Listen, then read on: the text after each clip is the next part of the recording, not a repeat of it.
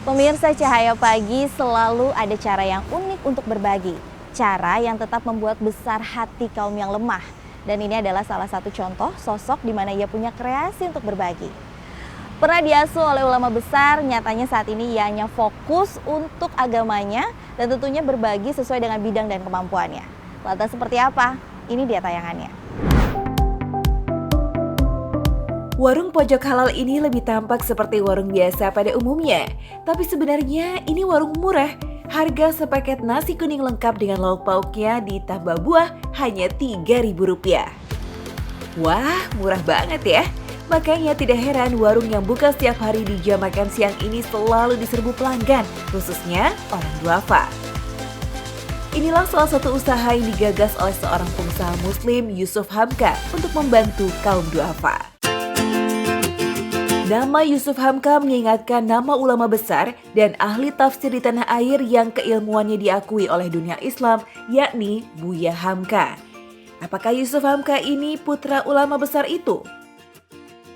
Sebenarnya sosok ini tidak ada hubungan darah dengan Hamka, apalagi Hamka berdarah Minang, sementara Yusuf berdarah Tionghoa. Lalu mengapa nama Hamka disematkan pada namanya?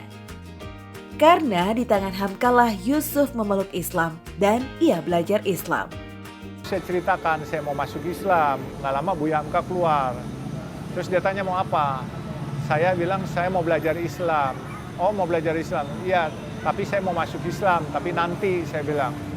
Nggak boleh nanti katanya. Loh kenapa nggak boleh? Harus hari ini. Loh kok maksa? Saya bilang gitu. Enggak, dia bilang bukan saya maksa. Kalau kamu mau masuk Islam, lakukan hari ini karena saya harus membimbing kamu. Kalau kamu nanti pulang, kamu kena musibah, kamu kecelakaan, meninggal, kamu meninggal kafir, dosanya di saya, kata Buya Hamka. Oh ya, tapi saya bilang saya belum bisa, saya kan harus belajar dulu. Nggak usah, saya bimbingin. Ya, saya tulisin kamu. Ya kan? Kamu baca 2 kalimat syahadat, saya bimbingin. Akhirnya baca.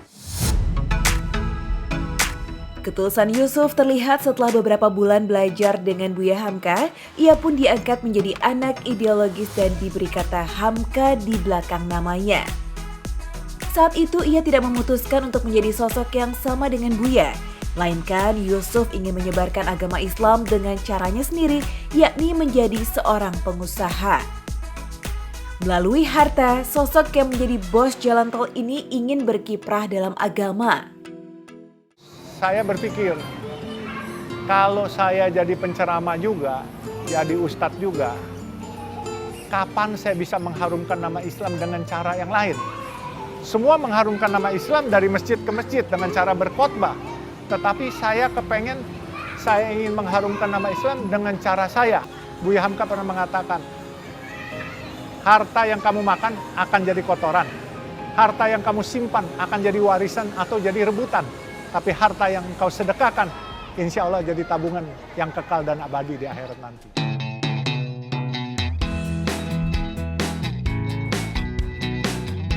Inilah Muhammad Yusuf Hamka, seorang mualaf Tionghoa yang kini sukses menjadi pengusaha jalan tol dan masuk dalam daftar salah satu orang terkaya di Indonesia. Rupanya, kesuksesan pria berusia 63 tahun ini tak lepas dari kebiasaan baiknya yang gemar bersedekah dan berbagi dengan sesama yang membutuhkan. Yusuf Hamka percaya jika harta benda dan rezeki yang diperolehnya saat ini hanyalah titipan dari Allah Subhanahu wa Ta'ala. Dan dirinya tidak takut miskin hanya karena bersedekah atau berbagi dengan orang lain. Justru dirinya percaya sedekahlah yang telah membuatnya kaya. Untuk mewujudkan rasa cintanya terhadap agamanya, Yusuf Hamka juga membangun sebuah masjid di kolong tol di Jakarta Utara yang bernuansa Muslim Tionghoa. Ini didedikasikan untuk memfasilitasi para kaum duafa yang diberi nama Masjid Babah Alun. Nama dirinya sebelum menjadi mualaf. Bahkan kini ia bercita-cita ingin lebih banyak lagi membangun masjid di seluruh tanah air. Alhamdulillah ya. Nggak terlalu mahal juga, terus kayaknya kalau bikin lebih banyak masih bisa ada rezekinya kok gitu. Makanya saya bilang niatin aja deh, cita-citanya 1000. Walaupun duitnya mungkin cuma 10 atau 100 punyanya. Siapa tahu didengar Allah, dikasih lagi. Kayak dulu aja, dagangnya es mambo. Tapi karena mau niatnya mengharumkan nama Islam, dikasih rezeki yang berlimpah, bagaikan tsunami rezeki.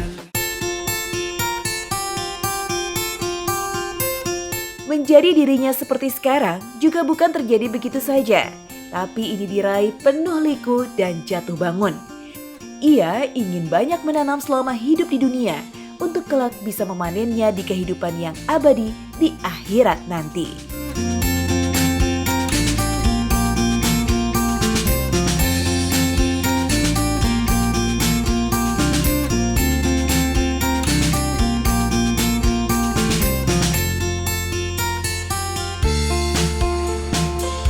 Nggak kerasa ya, tayangan tadi mengakhiri program kita pada hari ini.